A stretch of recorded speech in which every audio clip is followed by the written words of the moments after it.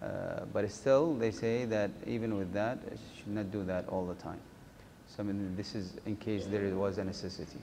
So according to the vast majority of his scholars, this is not allowed in Islam because the Messenger of Muhammad ﷺ ordered the Muslim to let their beard grow. So based on that, it is not allowed. Yes. Allah subhanahu wa ta'ala knows best. No.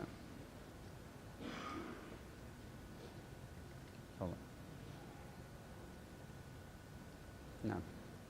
Regarding zakat, one of the questions commonly asked that if someone is eligible and he is not earning, but he can do, then in that case, we can give him zakat or we should not give him zakat? He is able to work, but he is not. So at that moment, when the zakah is due, at that moment he is poor, so he does not have enough with him. This is the case. Yes, if someone is poor, he is not able to, he does not have with him what is enough for him and for those under his financial obligation, then it is permissible to give him from the zakah. It is permissible to give him from the zakah because he is poor. It's clear, yes. This is the question. That doesn't matter that he is able to work, but he is not working out of laziness or...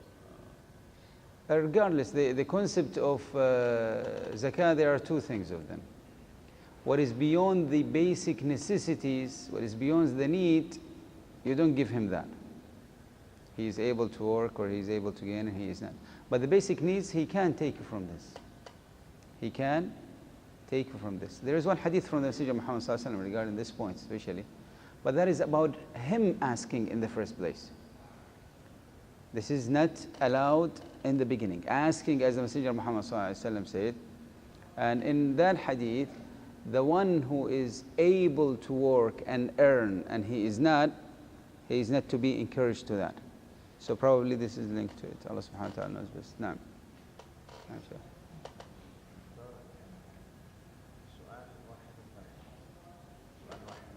Inshallah.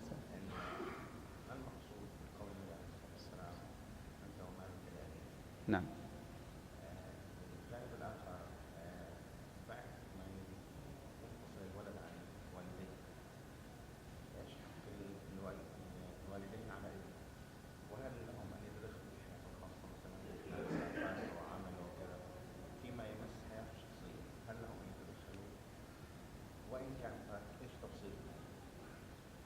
Okay, mashallah, this is very lengthy. Any more questions?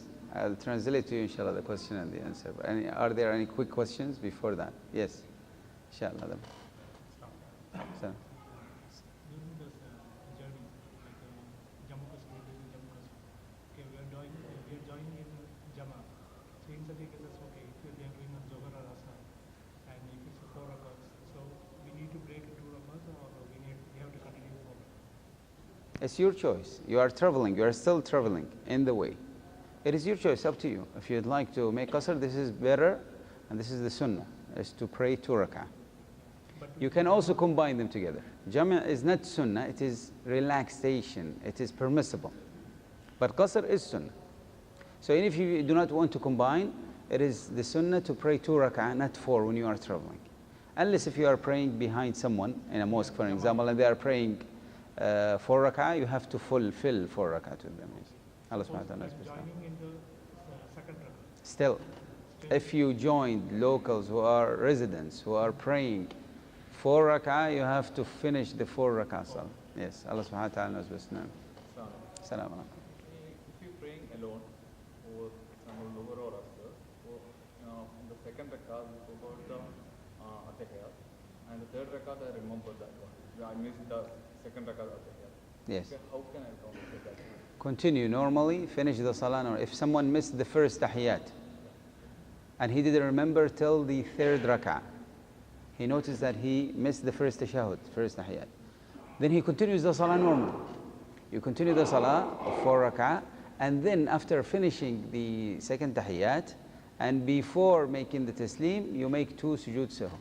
You perform sujood sahu, 2 sujoods of forgetfulness, to compensate for that missed tahiyat, and that's it. Yes, Allah subhanahu wa ta'ala knows best. If you remember, while coming up, say you remember you missed it, you should go No. If he was still, before standing up, he remembered that he missed. No, after standing up, no. No, he should not sit down. If you stood up from the first tahiyyat before doing it, you forgot and you stood up, then don't go down for tahiyyat. Don't sit down. If someone did that knowingly and intentionally, the salah is invalidated because that is a movement, an extra movement in the salah. This is a major movement in the salah that changes the form of the salah, and thus the salah is invalidated. The reason why you don't sit down is because the first tahiyyat is either wajib, according to some scholars, and there is an opinion even that is sunnah. But the main thing is that standing is a pillar in salah. You don't leave a pillar. Now you are in a pillar. You don't leave a pillar of salah for something that is less. And that is why you continue the salah normally. If you stood up, you don't go back for it. If it was a pillar, you should have to return back. But this is not a pillar in the salah, according to all scholars. And that is why you do not go down for it. Is it clear? You don't sit down. No, sujood is a pillar. Sujood is a pillar. You have to go down. You have to. For the sujood. Yes. If you miss the sujood, you have to go down to sujood, whatever position you are in. If you miss the ruku', you have to go to that one, and so on. Any pillar in salah that you missed, you have to do for it. But the tahiyyat, the first one, that is not a pillar in salah. Either it's obligatory or sunnah according to another opinion. And thus, that is why you don't go to salah. Allah subhanahu wa ta'ala knows best now. The question of the brother, is a lengthy one. Short one? Yes, brother. Let's say if a person is finishing his salah and let's say 3 people are coming, is it better to form Jamaat with that person or to form another Jamaat? Up to them. Their choice. If they are 3 together, it's probably better to start their own Jama'ah. Because according to some scholars, it's not allowed to follow someone who is already been a ma'mun, a follower. So maybe he was a follower before. So to get, or maybe he is praying, for example, nafila, which is also not allowed according to some scholars. So to be aware from all of these and to be in confirmation with all the scholars is to start your own jama'ah. However, if they would like to join, there is no harm, inshallah. Allah subhanahu wa ta'ala knows this. The brother had 2 questions, major ones.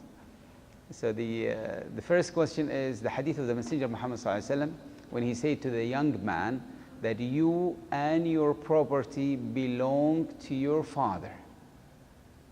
You and your property, your money, belong to your father. What is the understanding of this hadith? We'll come to the second question later on. This hadith, yes, it is as it is. The son and his money and property belong to the father if the father is in need of that money. If he needs it. Needs it not mean as luxury or an extra or something. If the basic necessities of the father are not enough for him, or he's not earning enough, or he has major expenses, then he can take from the son. That is number 1. Provided there is no harm on the son from that. So I have 2. It has to be an extra money that you have with you, that you do not need for your basic needs, and he needs it for basic needs, so he has right to that. So these are the 2 conditions to this. Is it clear? Else, no. Nothing more than that, yes. Yes, he can. This is a basic need for him. And this is an extra with you. So this is part of your duty to him, yes. Allah subhanahu wa ta'ala knows this now. The second question of the brother is the rights of the parents after the marriage of their son. What rights of the parents remain? And are they allowed to interfere in his personal life, and to what extent? And what should he do in case they did interfere and they don't have that right? And what should he do in case they interfered and they have that right? So this is a major, many questions, and it's asked a lot these days. So we have to, inshallah, give it a little more detail. It will not take much of your time. But very quickly. First, the rights of the parents before or after the marriage of their son remains the same. All of it. It does not change at all. So the same exact rights that they had before continues just as well after he marries. This is not the same for the daughter, it's slightly different. But for the son, it continues. You still have duty to your parents as before, and you continue with them in your obedience to them and in your respect to them, and in being with good, righteous son to them, and the good treatment and filial rights of the parents, etc. All of that remains. Now, also if they are in need and you can support them, then it's your duty also to support them. Now, this being said, they don't have right to interfere in your personal life. And interestingly, not only that, even before marriage, when a son becomes an adult, in general, the parents have only the rights of guidance now, because he became an adult. So he shoulders his own responsibilities. Is it clear? Second, also before marriage, and we'll come to how it works after marriage. Even before marriage, the parents don't have rights in Islam to force their son to marry someone whom he does not want, or not to marry someone that he loves. All of that, as long as that one is suitable for him, it is not allowed, and they don't have that right to prevent him or to force him to marry. And the same is true actually regarding daughters. So the daughter does not have that right to force the daughter to marry someone that she does not want, or not to marry someone that she wants, with lots of details with that, provided that he is suitable for her. Now, that is before marriage. After marriage, they have less right to interfere in the family life or the personal life of the person, because that is his life, not theirs. They continue with the rights of guidance, right of advice, right of consultation, etc. All of that continues. But as a power or an authority or an obedience, no, this is not part of it. This is not part of it. And as an advice to both the son and the parents. First of all, regarding the son, your parent has more experience in life than you, and in family life as well. And they have deeper insights, generally. And in most cases, they understand better about the prospects or the future of the family. And that is why usually they might have a slightly different approach than you in regards to the family. That is number one. Number two, they are the most caring people for you on earth. No matter how many times your wife tells you that she loves you and she is ready to die for you and she will give you her life and all of that, all of this is aside, fine. But she does not compare to the father and mother at all. None. There is no person on earth who wishes the best for you more than anyone than the parents. That is in normal cases. We are talking in generalization. This is the second point. Clear? However, there are differences between the generations. Those are older generations with their own standards, their own ideas that might not fit for you or for your lifestyle or for the future. That is also a reality. Clear? So in all cases, you can take the advice, weigh it down. Does it fall under deeper insights or good thinking or wise advice, etc.? Take it. If it's in between, could be and could be not, you are advised to follow that, but you are not obliged to do that, all right? If you think that it's not a good advice or a bad advice, just decline in a respectful and nice and kind manner, or just give whatever excuse to not follow that advice that you think is not fit. Just don't hurt them, that's all right? Don't mock their advice or their ideas. That's the most important thing. Because sometimes some of the children, when the parents give them an advice or something, they say, you are an old man, you have lost it, that is your old generation, and things like that. These are not good words. These are very harmful and hurtful words. So just don't do that. Even if you are not going to follow it, yes, I'll think about it. Thank you very much for the advice, etc. I think that you mean well by that, inshallah, and I'll think about it if it suits me, etc. Things like that. All right? Is it clear? Now we'll continue with that. But just give me about 2 more minutes, inshallah, and then if there are any coming. Now that is the part about the sons. Also, as an advice to the parents themselves. There are some parents who do interfere in the private lives of children. And that is one of the biggest mistakes to make in life. Don't. You know, if you have an advice and a sincere one, give it. No problem. As a parent, this is your duty. But don't expect that your son is going to follow is going to be a copy from you. Even if he does that, this is not a good thing. This is his own life. This is his own future. This is his own family. He might have different ideas about family life, about the future, about relationships, about kids, about the future of the family, etc. And this is a reality. So don't expect. The biggest mistake is that if you want him to be just like you, not necessarily. No matter how good your family was, etc., just give him advices. If it suits him, most likely he's going to follow that. There is a reason why you say don't pressure him regarding that. Sometimes the son will feel shy from the parents and he will follow their advice, but then he will continue to blame them, either directly or inside his heart. It was all their fault. If it wasn't for you, why did you do that? I did it just to please you. I didn't want to do that. I didn't know that. And then the parents will say, no, he didn't want to force you. He just gave you an idea. Why did you follow it? And it creates lots of problems between them. Also regarding the mothers specifically. Some mothers feel jealous from the wives and vice versa. And they might become judgmental of the wife. So she expects the wife to be a good wife, just like she was a good wife before, and which might not work in every case. This is not, the times are changing, people are changing, and the environment, the society, the education, etc. All of that plays roles in changing relationships within a family. From the Islamic point of view, as you know, most of what the society expects from a wife, or even sometimes from a husband, is not part of their obligations in Islam. That is not. They're doing it as part of the society and customs. This is not required in Islam. And if you go with the details of that, most of you will be surprised. What is exactly the obligation? Obligatories are very little things. The rest, this is between you. Marriage is a contract between two people. They agree on certain things, certain duties and obligations. That's it. So each one of them has rights and has obligation, and that's it. Anything beyond that, that is a different story. We cannot force the other partner to do it or not to do it. So you have to also be careful, but that is a totally different topic.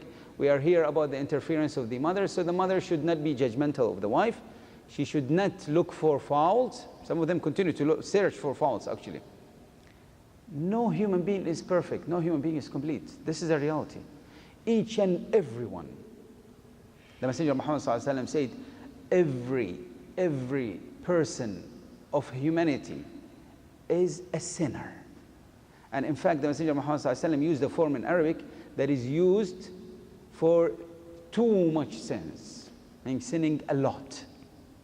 But the Messenger of Muhammad ﷺ said, and the best among those who makes mistakes are those who repent.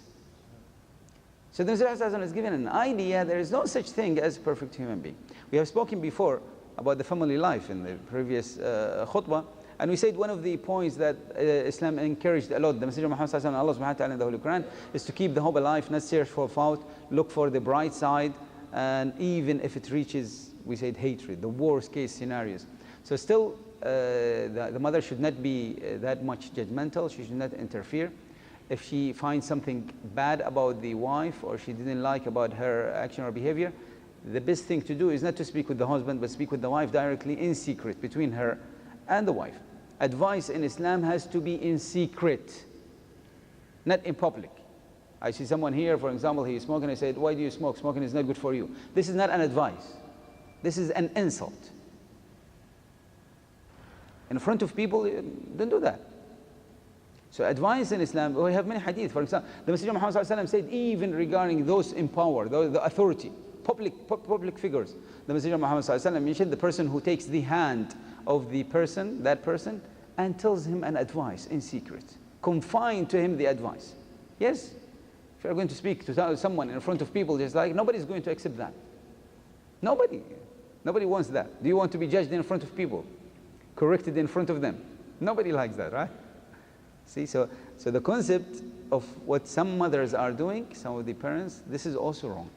So we have to weigh the matter between both of them. The advice to the sons, to be obedient and respectful all the time, regardless of the faults or mistake or bad advices or interference of the parents. This is very important. Whatever they do, whatever mistake they do, whatever, does not cut any of their rights. So you have to be careful about this. Allah subhanahu wa ta'ala gave us an example. If they were disbelievers and they were striving hard to make the son a disbeliever, still he should not obey them in this, but still he should live with them on good grounds and with kindness. So imagine something that is much less, like saying something bad about you, or about not being happy about your wife, or the way she arranged the house, or whatever little things that they are interfering in. It does not diminish any of their rights. That's it. Furthermore, yes, if there is direct harm to you, you are allowed to take precautions to stop or prevent that harm. Obedience to parents is with conditions. If there is benefit for them in that order or that request, and there is no harm on you from that obedience. I have to repeat this again. Obedience to parents is required when there is benefit for them from that order and there is no harm on you. Else, you are not obliged to obey that order. Is it clear? Is it clear? So that will summarize the concept about the topic and the limits of interference and how to deal with it. And Allah subhanahu wa ta'ala knows best. Now,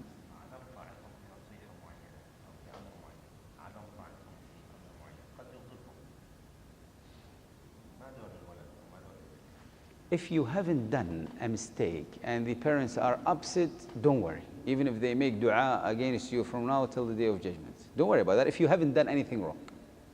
And this happens.